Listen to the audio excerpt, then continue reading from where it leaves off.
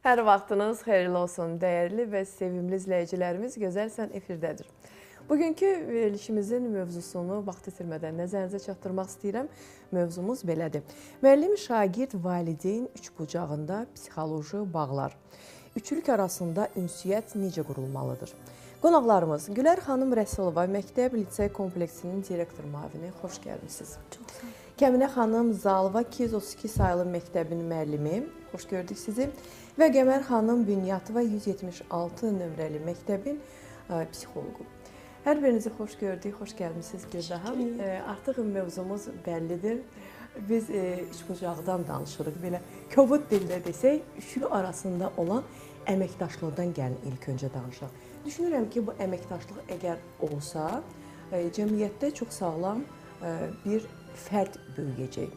Və bu fərd də cəmiyyətin layiqli bir vətəndaşı olacaq. Yalnız bu bağı ilk növbədə necə qurmaq lazımdır, necə bunu yaratmaq lazımdır və ilk öncə bu bağı yaratmaq üçün nə etmək lazımdır? Buyurun. Əvvəlcə verilişə dəvətiniz üçün sizə öz təşəkkürümü bildirmək istəyirəm. Mövzuya gəlincə, düşünürəm ki, şəxsən mənə iş təcrübəm məsələ ilə bağlı əminliklə müəyyən qənaətlərə gəlməyə kömək edib. Son illər isə daha çox inanıram ki, müəllim fəaliyyətinin həm şagirdlər, həm də valideynlər üçün müsbət təsiri üç istiqamətdə, işin ümumiyyətlə üç istiqamətdə təşkili ilə bağlıdır. Birincisi, hər şey 45 dəqiqənin yüksək səviyyədə qurulması ilə başlayır. Yəni, əgər 45 dəqiqəlik dərs canlı, dinamik, maraqlı qurularsa və ən əsası, ən önəmlisi şagird həmin bu 45 dəqiqə ərzində mənimsədiklərinin digər internet resurslarından, dərsliklərdən, başqa mənbələrdən əldə etdiyi sxematik elmi bilik və bacarıqlardan fərqli olduğunu anlayarsa, düşünürəm ki, artıq müəllim öz işinə 1-0 öndə başlayıb. İkinci məsələ isə düşünürəm ki, müəllimin qarşısındakı şagirdə doğma münasibəti ilə bağlıdır. Yəni, əgər müəllim şagirdə öz övladı kimi, ona yaxın olan insanların övladı kimi, biraz pafoslu səslənsə də deyəcəm, bu xalqımız, millətimiz üçün gələcəkdə uğurlu bir şəxsiyyət kimi yanaşırsa, sizə inandırım ki, həmin andaca, hətta təlim nəticəsi zəif olan, qavrama və ya yaddaş problemi olan və yaxud o bəzilərimizin dəcəl uşaq kimi qiymətləndirdiyimiz şagirdlər var ha. Bax, onlarla çətin iş belə anındaca həll olur. Bu sözləri əlbəttə ki, biz hər zaman eşidirik və sizin kimi müəllimdən eşitmək bir daha bizim üçün xoş oldu. Yalnız bu əməkdaşlıq məsələsinə qalanda bir qədər bu qəliz məsələdir. Çünki bəzən valideyn övladın problemlərini görmüş olsa belə, ona göz yumur. Göz yumur, biraz kobud səslənir, bu keçər deyir. Məsəl üçün, bəzi uşaqlar var ki, hər hansı bir psixoloji problemləri var, valideyn onu dəcəllik kimi qiymətləndirir.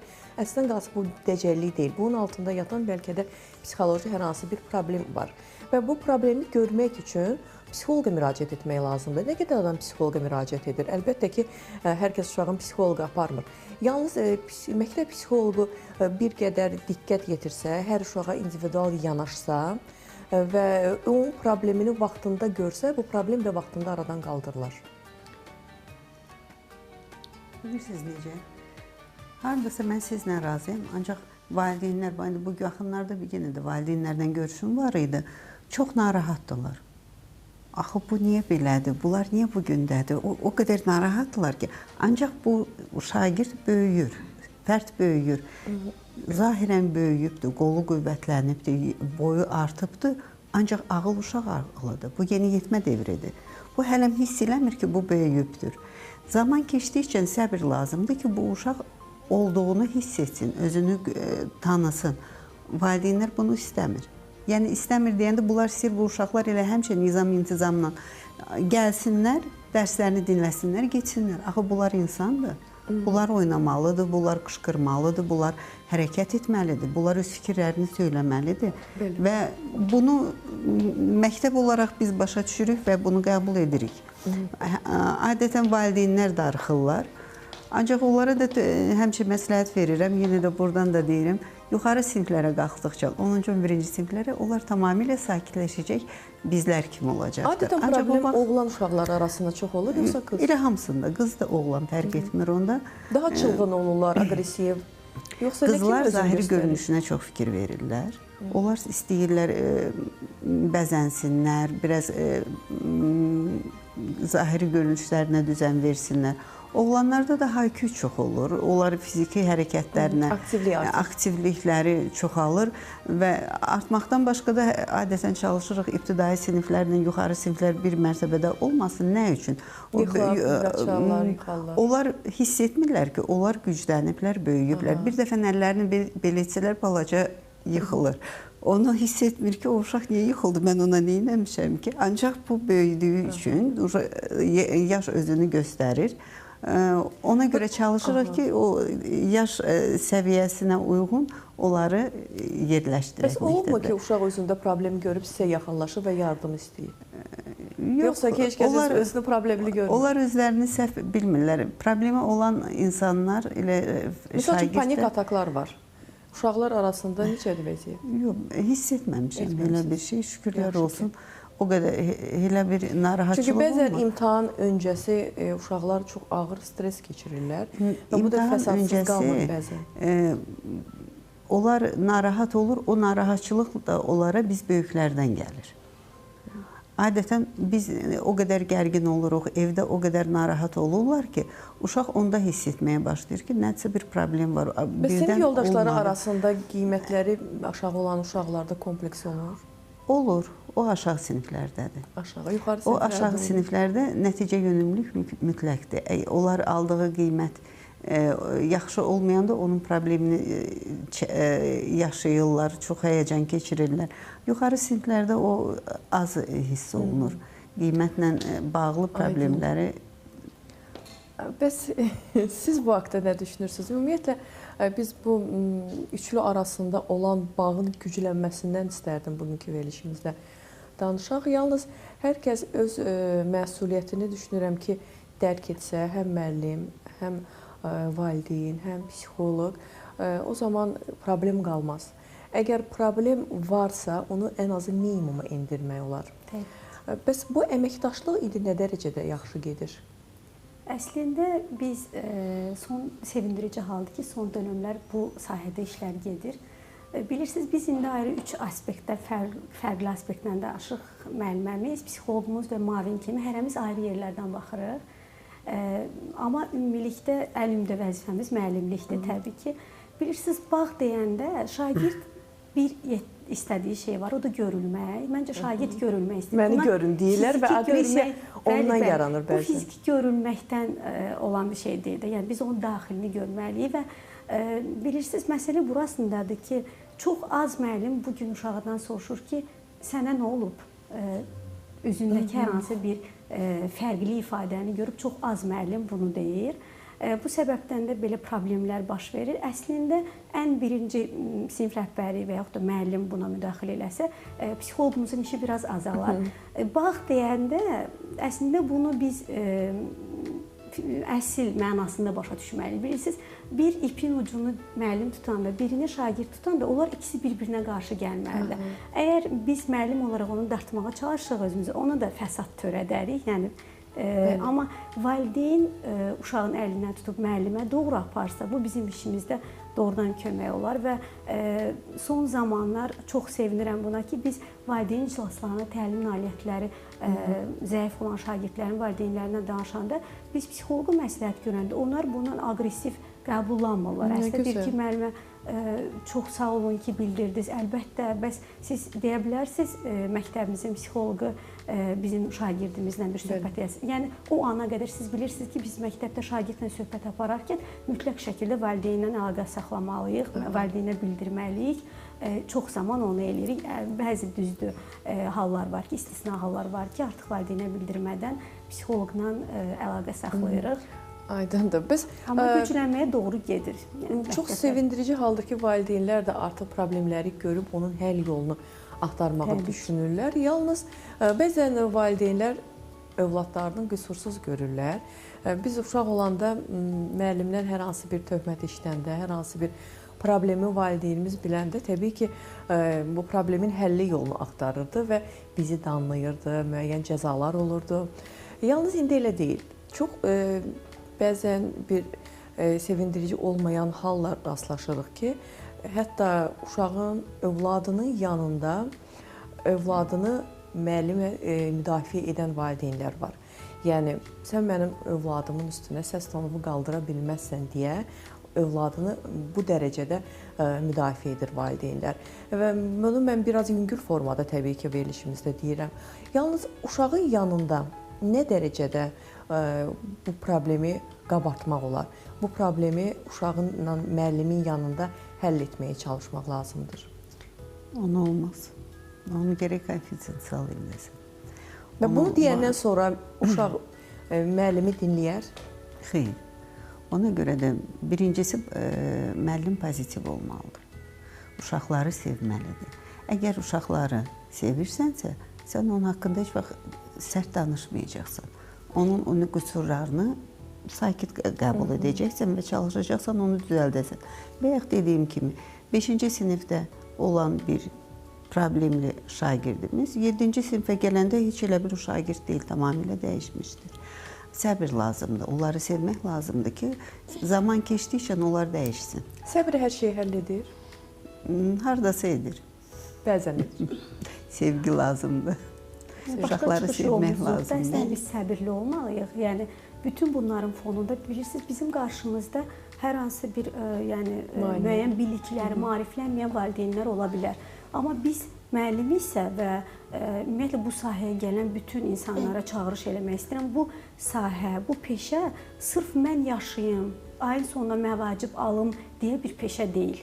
Sən bütün gücünü, bütün qüvvəvi ortaya qoymalısan ki, bir şagird qazanasan və şagirdə biz toxunuruq. Bunu bəlkə də hamı fiziki cəhətdən bilir, amma biz şagirdin daxili dünyasına toxunuruq.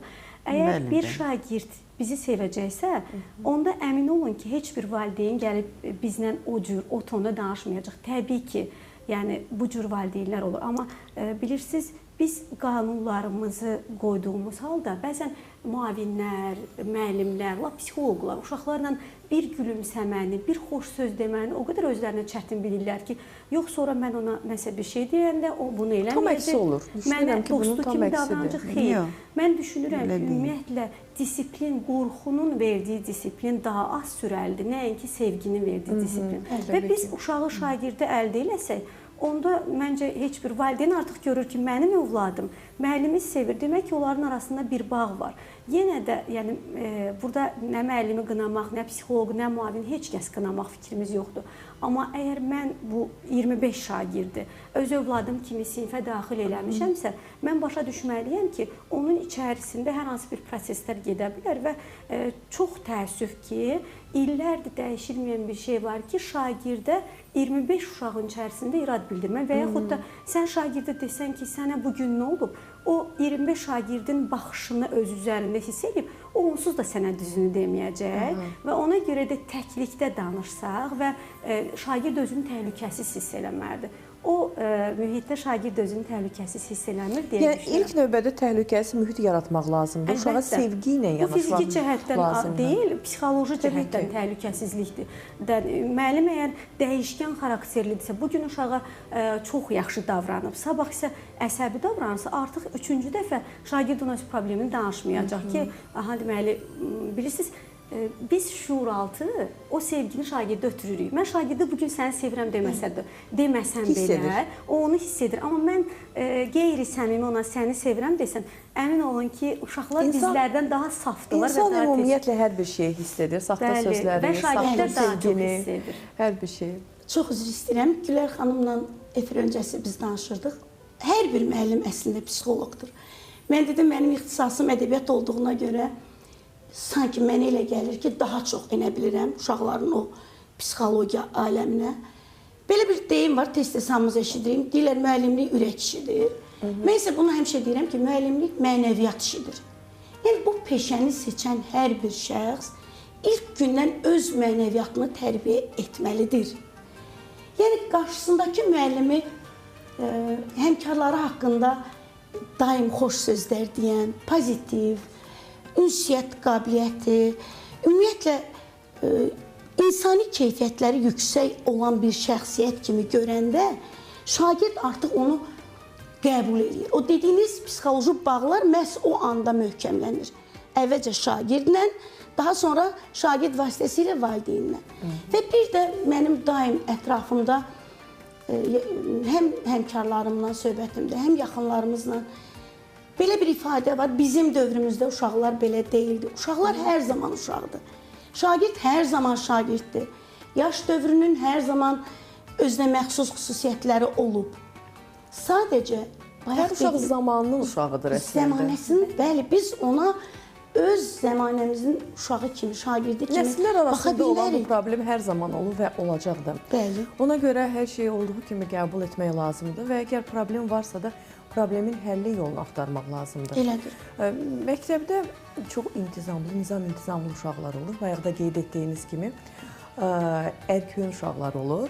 Bunlar arasında əlbəttə ki, bir fərq var. Yəni, müəllim üçün, müəllimin gözündə hər bir uşaq eynidir, hər bir şagird eynidir. Onlar arasında olan bir problemdən danışmaq istəyirəm. Yəni, uşaqlar arasında bəzi ayrı seçkilik və bu nə ilə bağlıdır? Bu haqda danışarıq yalnız reklamlardan sonra.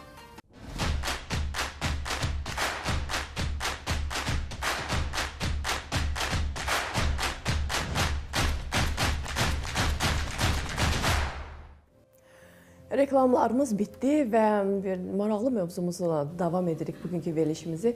Şagird, müəllim və məktəb psixoloqu arasında olan bağdan danışırıq və uşaqlarımıza keçid dövründə xüsusilə necə kömək edə bilərik. Və reklamlardan öncə biz nədən danışırdıq? Danışırdıq ki, uşaqlar arasında bullying var. Bu hər zaman olub və əfsuslar olsun ki, olacaqdır. Bunu aradan qaldırılması üçün psixoloq və müəllim nə edir? Qabaqlayıcı tədbirlər keçiririk. Adətən hiss edəndə ki, məktəbdə narahatçılıq var, belə bir problem yaranır. Biz uşaqlara tədbirlər keçiririk, müəyyən filmlər izlədirik, söhbətlər aparırıq. O bullyingi yaradan şagirdi tapmağa çalışırıq ki, onunla sonra iş görə bilək. Ancaq ümumiyyətlə qabaqlayıcı tədbirlər və filmlər izlədirik və onlar özləri çalışırıq ki, yəni mən psixoloq kimi deyirəm bunu, uşaq özü nəticəyə gəlsin ki, nə etmək lazımdır və necə ətrafı dostlarını, yoldaşını incitməmək olar və onlara dəstək olmaq necə olar və çıxış yollarını, həll yollarını Adətən nə ilə bağlı olur bullyingin səbəbləri? Müxtəlif liderlik xüsusiyyəti artanda, yeniyetmə devrində onların eqoları yüksəlir, hamısı mən deyir. İndi Allah belə deyim də, çalışırıq ki, bir sinifdə bir neçə lider olmasın. Əgər bir sinifdə 3-4 lider olsa, o el arasında bir söz var, iki qoçun başı bir qazanda qaynamaz. İndi siz təsəvvürün, bir sinifdə 4 dənə elə bir mən deyən bir şəxsiyyət, fərd varsa, o sinif necə olacaqdır? Təsəvvür etmək çətindir. O çox çətin olur və çalışırıq ki, onları ümumiyyətlə bu bullyinglə bağlı qabaqlayıcı tədbirlər keçirək ki, o həddə çatmasın. Mən belə deyim. İcazənizlə Qəmər xanım psixoloq kimi yanaşdı məsələyə. Gülər xanım məktəb rəhbəri kimi yanaşmazdan əvvəl mən öz müəllim mövqeyimi deyim. Səhv başa düşmədimsə siz şagirdlər arasında, yəni yaxşı oxuyan və yaxud nizam-intizam qaydalarını pozan şagirdlərə qarşı. Yox, belə deyəydim, el arasında bir söz var, gözüm çıxdıya salırlar ki. Başa düşürəm. Yəni, əgər mən müəllim kimi zəif oxuyan deməyək, təlim nəticələrində biraz gerilik olan şagirdlərə əgər Qəmər xanımın dediyi liderlik etməyi sevən, hər şeydə özünü üstün görən şagirdin bullyingini hiss edirəmsə, mən belə bir şey müşahidə etmişəm, yenə təcrübəmdən danışıram. Mən adətən çalışıram, şagirdlərimi inandırım ki, bugün Hansısa nizam-intizam qaydasını pozan bir şagird sabah bu vətən üçün nələr edə bilər? Bəlkə bizim hansımızsa yüksək balla ali məktəbə qəbul oluna bilərik, uğurlu insan kimi görünə bilərik. Amma bugün bizim sinif yoldaşımız müəyyən məsələlərdə bizdən geri görünə bilən bir şagird sabah bəlkə hamımızın edə bilməyəcəyimiz bir iş eləyəcək. Və inandırım sizi ki, bax bu da çox gözəl təsir eləyir və şagirdlər arasında özləri artıq bullyingə son qoyulub. Belə bir... Ancaq Kəmlə xanım, indi düşünürəm ki, indi mühazirə dövrü deyildir. Yəni bilirsiniz necə, indi şagird o mühazirəyə qulaq asmır. Məncə indi mühazirə dövrü deyil. Nə qədər şagirdlə çox danışırsan, əmin olun ki, 3-cü saniyədən sonra o sizi dinləmir. İndi məncə rol model olmaq dövrüdür. Yəni əgər zaten bir şagird digərini bullying edirsə, mənə elə gəlir, bullying edən o özü bir psixoloji problemdir. Elə özünlə də ayrıca yəni iş lazımdır. Burada niyə işi qeyd edirəm, söhbəti qeyd eləmirəm? Çünki söhbət artıq günümüzdə düşünürəm ki, belə dəbdən düşüb deyək. Çünki məncə rol model olmaq daha yaxşıdır. Düşünün ki, sinifdə neçə şagird varsa, əgər mən bullyingi əvvəldən müşahidə edirəmsə, müəllim kimi burada müəllim mövqeyindən çıxış edirəm, artıq o şagirdlə mən o cür davranacam ki, digərləri də artıq ondan o cür davranmağa artıq meyl edəcəm. Çünki şagirdlərimiz bizi təqlid edir. Məhz onu demək istəyirdim. Şagird bizi təqlid edir. Buna inansaq da, inanmasaq da və yaxud da bunu qəbul etsək də, etməsək də, ona görə də hamımızın şagirdi özümüzə oxşuyur. Müxtəlif filmlərə baxdırıb, bəli. onun nəticə nə öyrəndin, o özünü sorğulamalıdır. Bəli, o sualları verdikcə onlar nəticəni tapırlar və... Siz çox gözəl vurğuladınız ki, bullying edən, bullyingin qaynağı olan həmin o uşağın çox böyük psixoloji problemi olur. Özünü təsdiqləmək istəyir, sübut etmək istəyir, lider olduğunu sübut edir. Bəlkə də ailədə hər hansı bir münaqişə yaşanır, bəlkə də evdə onu görmürlər. Mən buradayam deyir. Bir dəfə test keçirmişəm. 25 şagirddir. Birinin rəsmində qırmızı ürəklər, belə orada, burada. Gördüm ki, nəticə narahatdır bu uşaq. Yaxınlaşdım sinif rəhbərinə ki, bəs filan kəsin rəsmidir, hə, ailələrində boşanma söhbəti var. Ona görə o rəsmdə özünü göstərdi və uşaqlara qarşı da o həmişə son vaxtlar aqressiv idi. Yəni, ailə ürək şəkli var. Qırmızı ürəklər. Pisdir qırmızı ürək. Baxır vəziyyətə də indi necə çəkibdir, onun o qələmi tutmağı, onu necə çəkir, onları rəsmə baxanda... Mən bilirdim ki, tüm rənglərdən istifadə edəndə hər hansı bir problem deməkdir. Yox. İnanın, mən də bəzən psixologumuzdan söhbət zamanı təəccüblənirəm. Mən başqa cür görürəm, amma psixoloq mənə şərh eləyəndə görürəm ki, uşağın çəkdiyi rəsmdə başqa detallar var imiş. Təbii ki, biz də psixolog kimi davransaq da, bəli, bizim kimi peşəkarlıq başqa şeydir. Bilməzlər. Biz də onun kimi düzdür, istisnalar hər zaman mövcuddur. Bəli, bir dəfə rəsm yenə də test keçirmişik.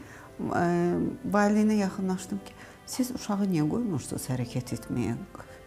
Siz nə bildiniz? Rəsmindən onu götürdük. Proyektiv metodika çox rahat bir şeydir. Ona bütün siniflə işləmək olur və əgər bullying varsa, agresiya varsa, onu tutmaq olur. Sadəcə olaraq onu tapmaqla, o uşaqla işləmək də var. Bəlkə indi öz ailəsində nəsə problem var, nəsə və yaxud öz daxilində nəsə bir fizioloji dəyişkənlik onu narahat edir, o onu qapatmağa çalışır.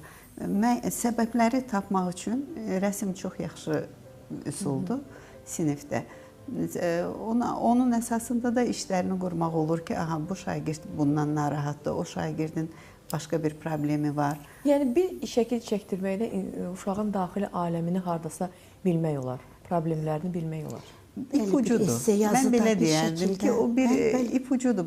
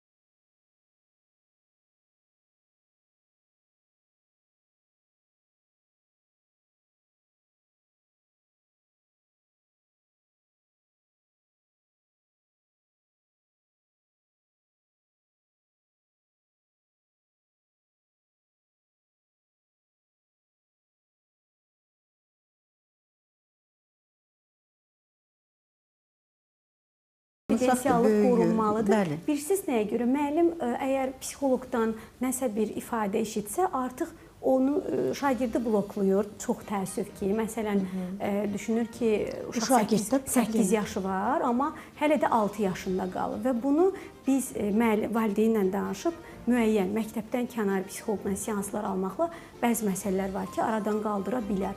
Ona görə də konfidensiallığın qorunmasını mən şəxsən tərəfdarıyam ki, ön yarğı şagirdə qarşı olmasın. Yəni müəllim də əlindən gələni, təbii ki, əlindən gələni eləməlidir ki, bayaq dediniz ailələr, ana qəmgindir. O deməkdir ki, burada bizə 2 qat qayğı düşür. 2 qat. Əgər biz bu işə gəlmişiksə, yəni onun anası etməlidir, valideyn etməlidir deyə bir şeylər yoxdur. Bu cəmiyyət, bu şagird sabah hardasa bizim qohumumuz olacaq, mütləq ki olacaq.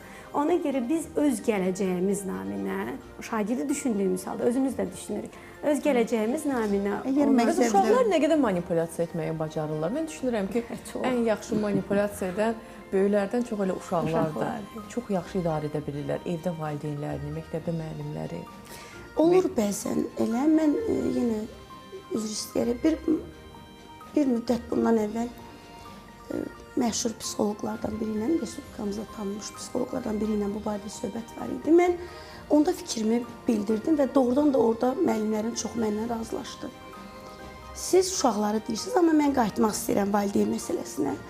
Bəzən biz müəllim olaraq şagirdi bir-birindən, hətta olur ki, müəllim yoldaşlarımızdan belə qoruya bilirik, olur, etiraf eləyək bəzən.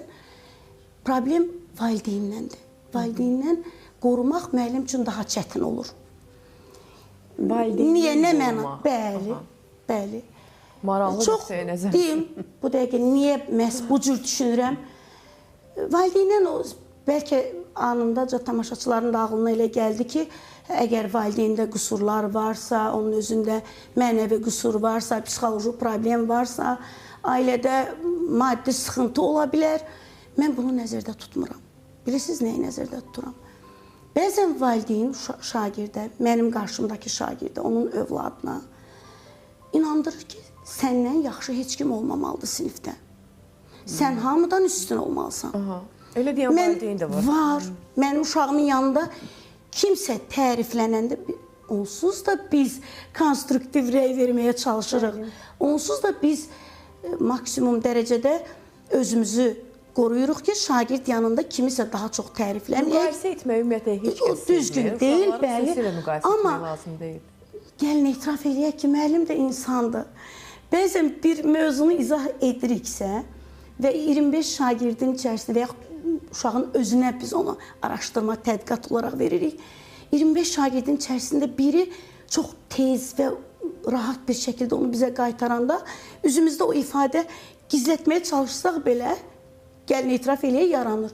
Və inandırım sizə, şagirdin biri onu gedir evdə deyir, müəllim filan kəsin hərəkətinə gülümsədi. Düzdür, daha çox aşağı siniflərdə olur və valideyn yaxınlaşır ki, mənim uşağıma o pis təsir eləyir. Bax, bu var. Mən həmin anlarda valideynin maarifləndirilməsi çox önəmlidir. Biz ibtidai sinifdən uşağı təhvil alırıq, 7 il uşaq bizlə təmasda olur. Uşağın gələcəyi var. Onun yanında kimisə tərifləyə də bilərlər, kimisə haqqında yüksək fikir də söyləyə bilərlər. Bu demək deyil ki, o uşaq özgüvən hissini itirməlidir. Kimsə məndən yaxşıdırsa deməli mən yararsızam. Bax, bu mənada deyirəm ki, bəzən valideynlərimizi maarifləndirmək üçün mən çox sevinirəm ki, son zamanlar... Valideynlərimiz elə görüblər. Valideynlərimiz də kimlənsə müqayisə olunublar. Valideynlərimizdən necə töhmət eşidiblər. Valideynləri tərəfindən müqayisə ediblər. Qonşunun uşağı, xalqın uşağı. Yəni, bu məqamları görən valideynləri biz buradan qınamırıq təbii ki. Onları sadəcə onlara maarifləndirmək istəyirik ki, övladlarının yanında hər bir zaman olub dəstək versinlər. Yəni, bəzən olur ki, valideyn elə bir söz, elə bir kəlmə işlədə bilər ki, uşağa bir ömür boyu travma yaşadar. Bilməyərəkdən. Təbii ki, heç kəs uşağının pisliyini istəmir. Yalnız ona görə valideyn maariflənməlidir, ona görə valideynin bilgisi olmalıdır ki, övladına necə yanaşsın və problemləri necə həll etsin. Və ilk növbədə o müqayisə məsələsini aradan qaldırmaq lazımdır. Valideynlərlə iş görülür. necə sinif iclasları olur. Əgər sözümüz varsa, yəni müəllim kimi düşünmək, psixoloq kimi, rəhbər işçi kimi bunların hər birimizin baxış bucağımız var və biz oradan yanaşırıq valideynlərə. Mənim sözüm olanda gözləyirəm iclaslar olsun. Sinif iclaslarında gedib fikrimi deyirəm. Məsələn, 7 yaşlıların böhranı olur. İkinci sinifin iclasında... Böhran neçə yaşlarda olur ümumiyyətlə? 3 yaşında olur. 7 yaşında yeni yetmə devri, 12-15 yaşlarında 22-25 yaşına qədər bu formalaşma... O qədər uzun müddət olur. Mən düşünürdüm ki, az qalıb bitməsinə. O formalaşmaqda biraz ilk gənclik devrinin dəyişməyidir. Bəli. Ona görə 7 yaşları çalışan valideynlərinin iclasında iştirak edim ki, onları bir görüm. Öz fikirlərimi deyim. Çünki onlar da aqressiv olur. Valideyn başa düşmür ki, bu nədən irəli gəlir. Çünki yeni yetmə devrini 12 yaş bilib o vaxtı gözləyirlər. Artıq 7 yaşdan başlayır. 7 yaşında biraz olur. Onların kaprizləri olur. Onları mən deyən olsun. Belə bir onlar da 3 yaşında da olur, bir 7 yaşında. Yəni bir sözlə bitmir. Kaprizlər bitmir heç bir zaman. Bir ömür boyu davam edir. Ömür boyu davam edir bizlərlə. Hər yaş devrinin özünün xüsusiyyətləri var. Özdə çox maraqlıdır onları öyrənsəz. İnsan özünü tanımaqdan başqa da elə gəlir ki, bu yalnız məndədir. Amma həm yaşlılarla danışanda görürsən ki, xeyr. Yaşlıları istəyir 50 yaş olsun, istəyir 5 yaş olsun.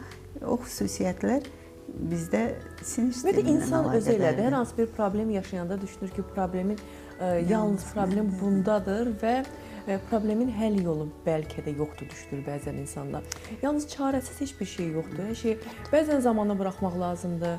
Bəzən var gücünlə mübarizə aparmaq lazımdır hər hansı bir problemi aradan qaldırmaq üçün. İnsan var introvertdir, insan var introvert. Biri elə coşur, problem gələndə dağıdır ailəmi, çalışır o işin öhdəsindən gəlsin. Elə insan da var, özünə qapanır, dünyanın axırıdır deyib, düşünür ki, mən bunu necə edim, çözüm. Depressiv vəziyyət yaşayır. O, hər bir insan təbiətindən asılıdır. Uşaqlarda depressiya da olur əlbəttə ki, yeniyetməlik dövründə xüsusilə. Ona görə hər zaman deyirik ki, biraz diqqətli olsun valideynlər. Müəyyən simptomlar var ki, artıq bu xəbər verirsən, uşağın depressiyadadır və yardım etmək lazımdır. Onlardan biri, misal üçün, otağından çıxmaq istəmir, yeməkdən imtina eləyir və yaxud aşırı yemək yeyir. Daha ətraflı bəlkə siz deyəsiniz. Bax, bir şagirdimiz var idi, yenə nümunə ilə deyim, bu haqda danışım. Çox belə həyatsevər bir qızdır. Özü 3 bacıdırlar, hərəsi bir sinifdə. Yuxarı sinifə çatanda mən gördüm ki, bu qız böyük paltarlar geyinir, həmişə belə gəzir. Nədirsə, böyük açkilər taxır. Baxmayaraq ki, aşağı sinifdə bu tamamilə başqa cür idi. Anladım ki, bu zahiri görünüşündən depressiyaya düşür, komplekslər keçirir. Ancaq yenə bayaq dediyim kimi, valideynə o dəqiqə ağlımıza gələni valideynə demək də olmur. Sinif rəhbərinə xahiş etdim ki, valideynlə danışsın, onu biraz o kompleksdən çıxartmaq lazım idi. Şükür alındı, yaxşı alındı. Yəni o depressiv vəziyyətə əgər gördünsə, ən çox bu müəllimlər görürlər. Uşaqlarla şagirdlə ünsiyyətdə olduqları üçün onlar daha çox bilirlər. Ümumiyyətlə, indi yeniyetməlik dövründə uşaqlar bir neçə ildir ki, böyük bədən geyimləri sevirlər, oversize deyirik ona. Son zamanlar artıq bu geridə qalır. Hiss edirəm ki, yenə də bədən ölçülərinə uyğun geyimləri üstünlük verirlər və bu artıq çəki məsələsi də çox önəmli faktlardan biridir ki, insanı, xüsusilə uşaqları kompleksə salır.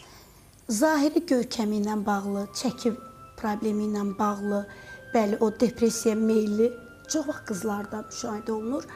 Amma mən yenə müəllim olaraq gördüyümü deyim, uşaqları hal-hazırki dövrdə depressiyaya salan məsələlərdən biri də yenə valideynlərin və müəllimlərin də burada rolu az deyil, müəllimləri sığortalamaq istəmirəm. Təlim nəticəsidir, uşağın oxumağı, nəticə, bal. yüksək bal toplamaq. Yox.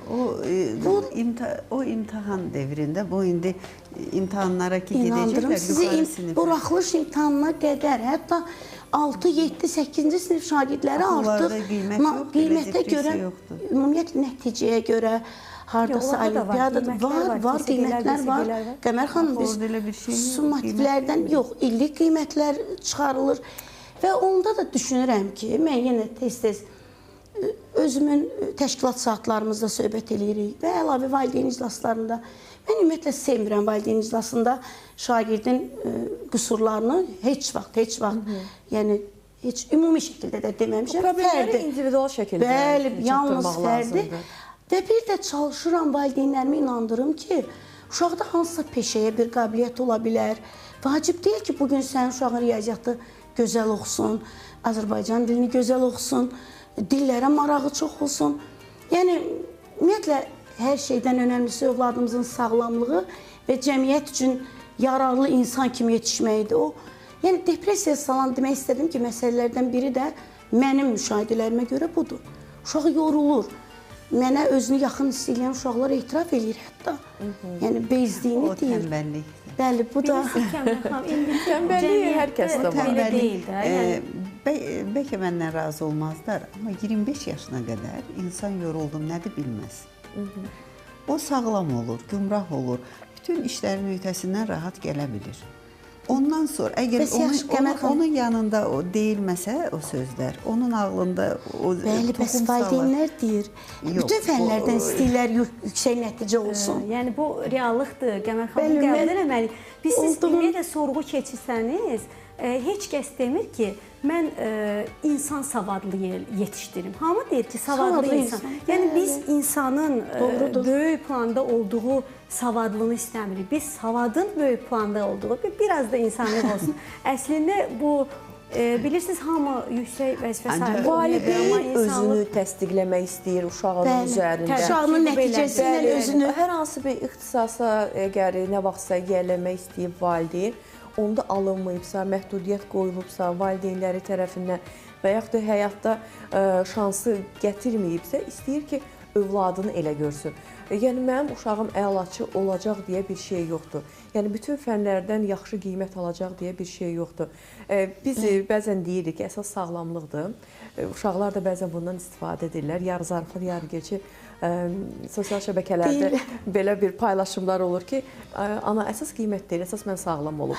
Yəni, təbii ki, belə də yanaşmırıq biz məsələyə. Ümumiyyətlə, uşaqların hər bir şeydə az-çox bilgiləri olmalıdır. Əyləncəsi yerində olmalıdır. Yəni, sevdiyi peşələri zaman keçəndən sonra 6-cı, 7-ci sinifdə artıq uşaq dərk edir, başa düşür ki, gələcəkdə kim olacaq. Ona yönümlü təhsilinə daha çox üstünlük verməlidir. Əgər mən, misal üçün, riyaziyyatı bir o qədər sevmirəm, qavramıramsa, mən məcbur deyil ki, ondan qiymətlərim həmişə yaxşı olsun. Yaxşı olmasa da qənaət bəxş olmalıdır. Vurma cədvəlini bilməlisən. Təbii ki, o 11-ci sinifdə hər kəs bilir. Buyurun, sizin sözünüz var. Bilməyə, yəni ki, humanitar fənləri sevən, riyaziyyatı sevmir, dəqiq elmləri sevmir.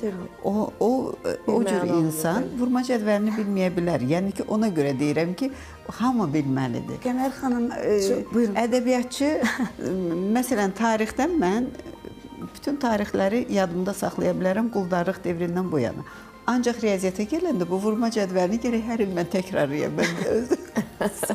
Yəni, bu cür təbii insanlar var ki, yalnız humanitar fənləri sevir, alınır. Ancaq ona baxmayaraq riyaziyyatı bilməlidir. Riyaziyyatı biləndə tarixini bilməlidir. Nizamini tanımalıdır, Füzulini tanımalıdır. Ona görə 11-ci sinfi qutarana qədər mən bu fikri bilmirəm necədir. Orta təhsil şəxsiyyət formalaşdırır. Ümumi bilgiləri olmalıdır bütün fənlərdə. Bəli, bütün bilgilərdən anlayışı olmalı. Təbii ki. Amma bütün günü bu hazırlıqdan, o hazırlığa, o məşğələdən ona uşaq hər şeyi bilsin, musiqiyə də aparım. Bu, mən yəni adi, hamımızın bildiyimiz məsələləri deyirəm. Musiqidə də motorikanı inkişaf etdir. Yox, yəni demək istəyirəm ki, uşaqları yükləmək də onları yorur. Yəni o əyləncədən uzaq, şagird yoldaşları ilə ünsiyyətdən uzaq necə biz istədiyimiz şəxsiyyəti formalaşdıra bilərik? Bax, o Mən onu demək valideynlərdən istəyirəm, qaynaqlanan bir problemdir. Mən elə düşünürəm. Uşağın şəxsi həyatı olmalıdır. O bilməlidir ki, evdə çörək varmı, zibil atılıbdırmı, işıq qaydasındadır. Evdəki qayğılardan xəbəri olmalıdır. Yoxsa qonaq da gəldi və yaxud da sən get dərsini oxu, sənə aid yeməyi qarşısına, çayı qarşısına, bəli. O cür böyüyən fərd, böyüyəndə nə olacaq? 30 yaşına qədər oxuyur, axırda da bilmir onu necə tətbiq eləsin, həyatda necə yaşasın. Ümumiyyətlə, əlaçı olmaq nə dərəcədə vacibdir? Yəni, əlaçı olub, övladı ilə öyünən çox valideynlər var. Hər kəs istəyir ki, uşağı təbii ki, yaxşı qiymətlər alsın. Yalnız qiymət hər zaman göstərici deyil. Ümumiyyətlə, dünyada belə bir statistik məlumatlar var ki, əlaçı insanlar, əlaçı uşaqlar eləcə də yüksək mövqedə olmurlar. Yəni, Bilirsiniz, özünü ifadə eləməkdə çətinlik vacibdir indi. Baxın, informatika dərsi rəqəmsal bacarıqlarla əvəz olunub. Primitiv bir misal göstərirəm. Niyə? Çünki informatika dərsində biz o şagirddən mətni gəlib danışırdı. Biz sabah ondan heç bir kompüteri yandıra bilmirdi. Amma indi özləri. Bir də sözünüzə qüvvət, 10 şagirddən 3-ü yalnız öz istəyindən əlaçı ola bilər. Bunun qalan 7-si məcburiyyət qarşısında mən əlaçı. Əslində biz uşağı bunu aşılayırıq ki, olmalısan, yox, sən gözəlsən, sən savadlısan, sən bacararsan, amma bacaracaqsan, məcbursan. Məcbur. Sadəcə bilirsiniz, o deyirdi bizim dövr, kimsə deyir bizim dövrdə belə bir şey. Mən onda bir kəmə deyirəm ki, indi sizin dövr deyil. İndi onların dövrüdür. Bir də o bizim dövr məsələsində bilirsiniz, biraz fərqlidir. Onda biz bilmirdik ki, valideyn bizə bu cür yanaşmalıdır. Aha, belə bir yanaşma da var imiş. İndi uşaqlar hər şeyi görür. Hər şeyi görür, anlayır, özləri dərk edirlər. Və deyir, bu mənim haqqımdır, hüququmdur və o cümlələr. Bəzən də bu aşırı dərəcədə olur. Aşırı dərəcədə uşaq öz hüququnu bilmir və valideynlər bəzən nə isə tələb edir. Burada da böyle problemlər yaranır. O qızıl ortanı tapa bilmirik. Yalnız indi bizim də reklamlarımızın vaxtı gəldi, çatdı. Bərabər izləməliyik. Reklamlar.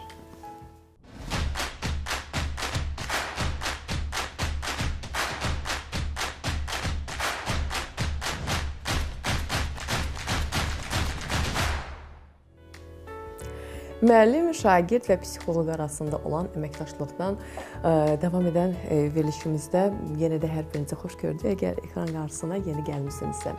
Bizim dəyərli qonaqlarımız var, hansı ki, bayaqdan çox maraqlı müzakirəmiz onlarla davam edir. Gəlin elə bitirdiyimiz yerdən də davam edək. Yəni, reklamlardan öncə söhbətimiz yarımçıq qalmışdı. Gülər xanım, ümumiyyətlə biz əlaçı uşaqlardan danışdıq və qeyd etdik ki, hər kəs əlaçı olmaq məcburiyyətində deyil. Əlbəttə ki, uşaqları nəzarətsiz buraxmaq olmaz. Hər zaman onları nəzarətdə saxlamaq lazımdır. Müəllimlərlə hər zaman əlaqə yaratmaq lazımdır ki, baş verənləri biz bilək. Bəzən müəllimlər baş verən hadisələrə qarşı laqeyd olurlar. Əfsuslar olsun ki, bu belədir. Bu hər zaman olub və olacaq da. Burada yəni müəllim sözü çox dəyərli bir sözdür. Biz yaxşı müəllimlərimizi hər zaman qiymətləndiririk. Ümumiyyətlə kiməsə yaxşı, pis və ya burada demək istəmirəm, demirəm. Hər kəs özünə görə bir insandır, bir fərddir, bir şəxsiyyətdir, vətəndaşdır. Yalnız bəzən olur ki, valideynlə münasibətdə, daha doğrusu şagirdlə münasibəti bir o qədər də yaxşı olmayan müəllim olur. Yəni, belə deyil, ayrı seçkilik salan müəllimlər. Hər hansı bir qüsurunu görüb, hər hansı bir problemini görüb, ərkönlüyünü görüb, dikbaşlığını görüb, belə deyək, uşaqdan soyuyan, ona qarşı münasibətdə yaxşı olmayan müəllimlərimiz olur. Hansı ki, həmin uşaqlar, həmin müəllimlərin dərslərində ümumiyyətlə iştirak etmək istəmirlər.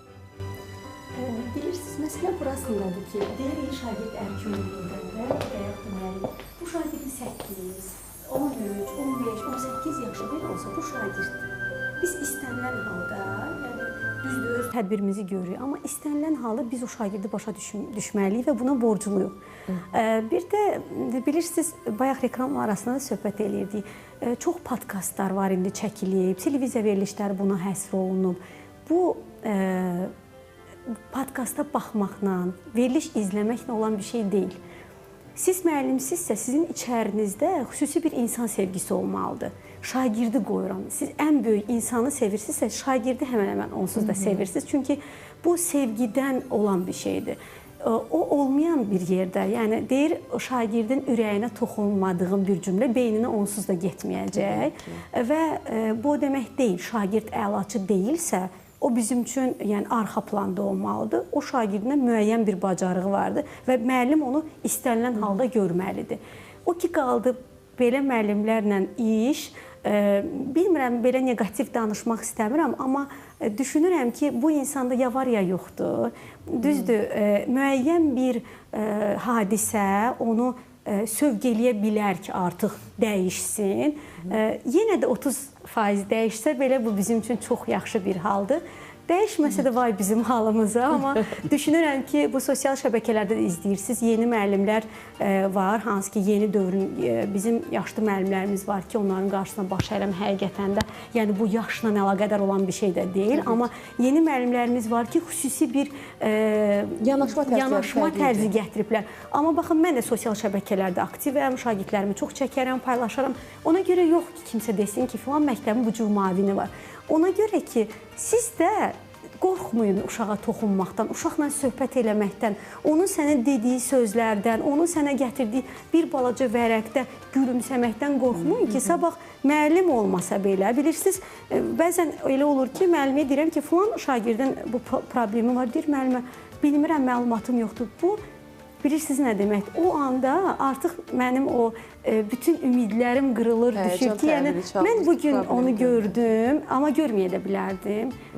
Yaxşı ki də gördüm və onun üzərindən fəsadlar olacaqdı, təbii ki olacaqdı.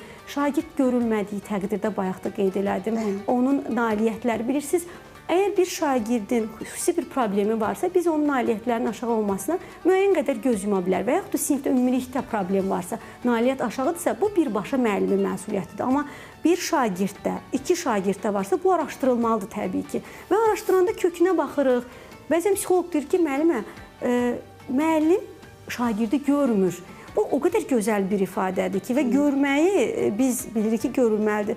Və axır vaxtlar valideyni qınamaqdan, valideynin üzərindəki valideyn baxmır. Bunları dilimdən yığışdırmışam, leksikonu nəyə görə? Çünki o eləmirsə biz onun məhv olmasına baxa bilmərik.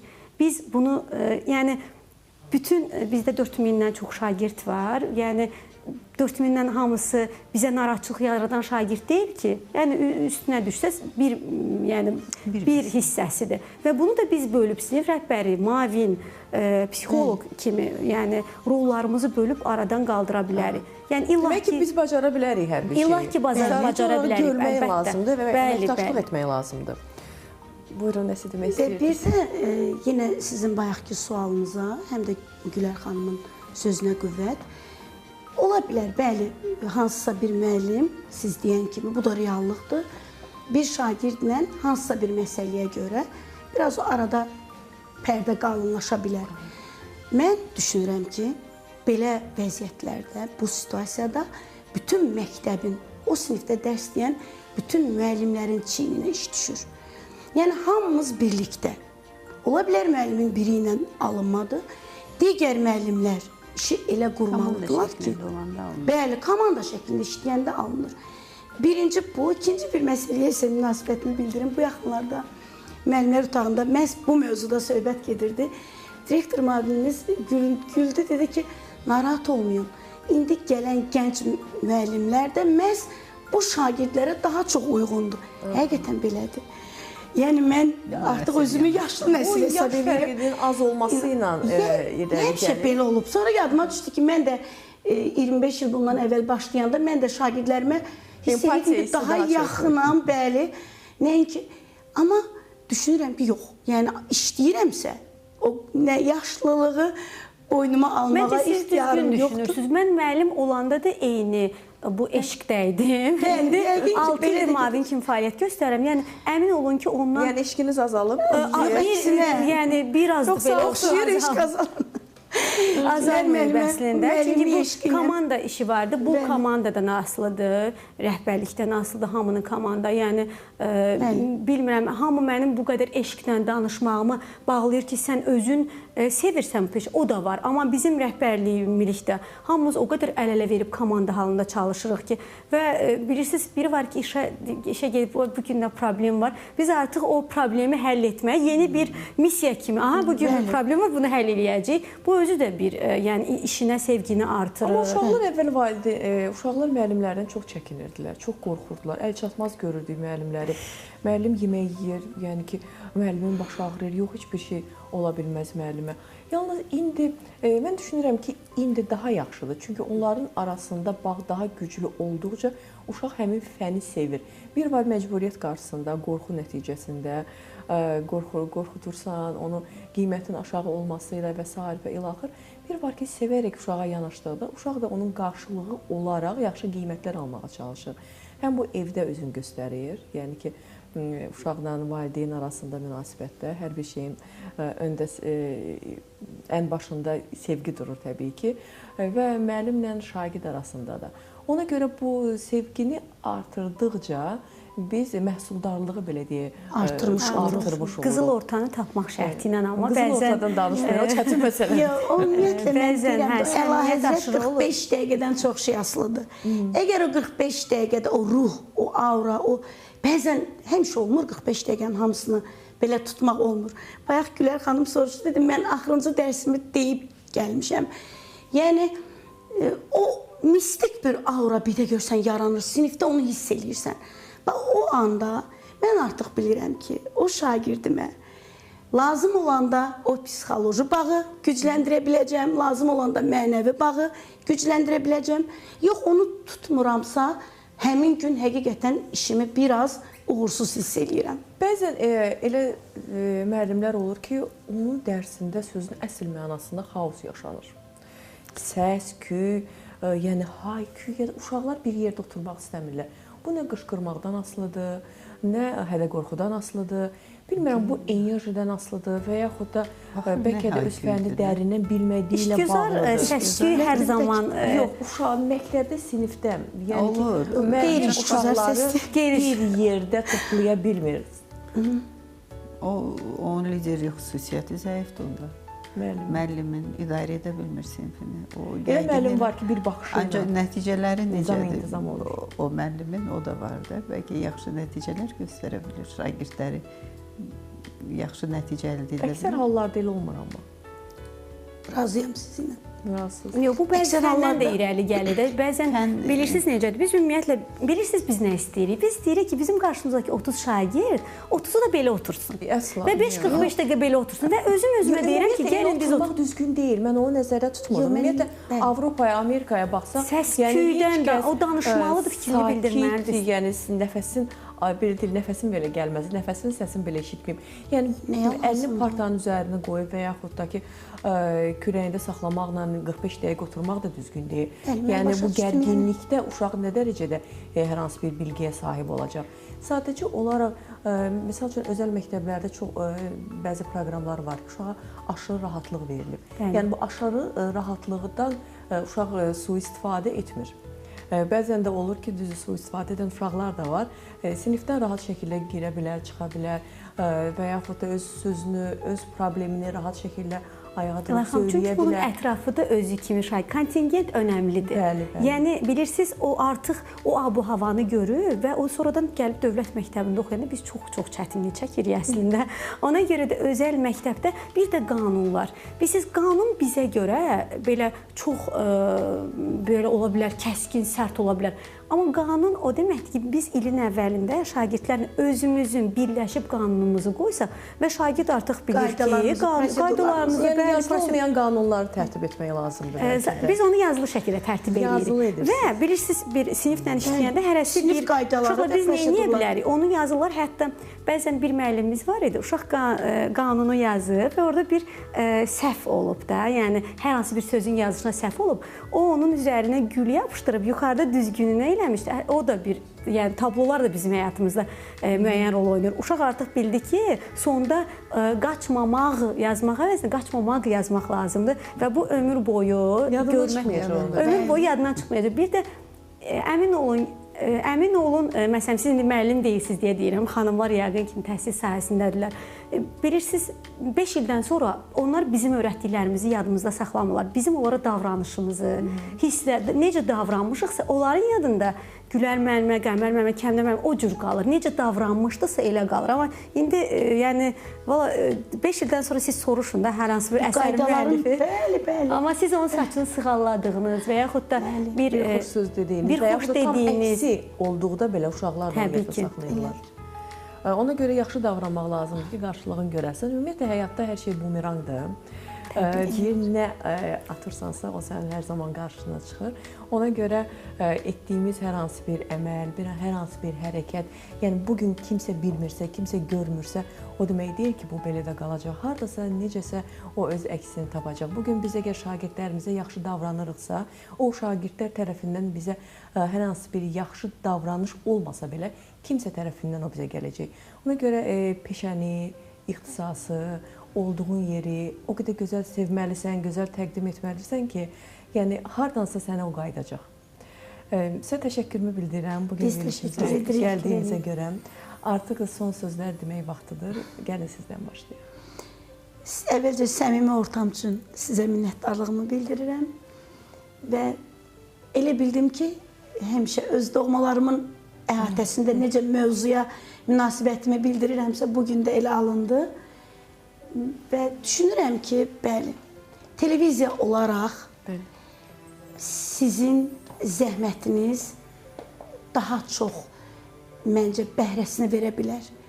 Çünki sizin tamaşaçı kütləniz bizim ayrı-ayrı siniflərdə qarşımızda oturan insan sayından qat-qat çoxdur.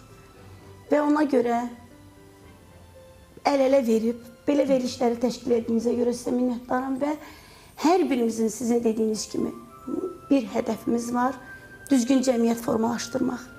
Bəli. Sizə bu işinizdə uğurlar arzulayıram. Çox sağ olun, təşəkkür edirəm sizə. Mən də sizə təşəkkür edirəm. Xoş oldu, bugünkü günümü xoş keçirdim, belə maraqlı keçirdim. Mövzumuzla da bağlı onu deyə bilərəm ki, həyat ailədən başlayır. Hər böyüyə hörmət, ailə dəyərlərinə qiymət vermək, evladını sevmək, hamısı bu ailədən gəlir. Ondan sonra fərd böyüdükcə gəlir məktəbə. Məktəbdə fərdin əhatəsi böyüyür, onun tərbiyəsinə müəllimlər də qoşulur. Və beləliklə müəllim, şagird, valideyn üçbucağı yaranır. Və biz müəllim kimi, məktəb kimi onları 18 yaşına qədər yanında olub, onlara kömək oluruq ki, onlar formalaşsınlar bir şəxsiyyət kimi, bir vətəndaş kimi, vətənini sevən bir insan kimi vətəndaş olsunlar. Və ümid edirəm ki, biz də bu işin öhdəsindən gəlirik. Biz də alınır. Təşəkkür edirəm. Sağ olun.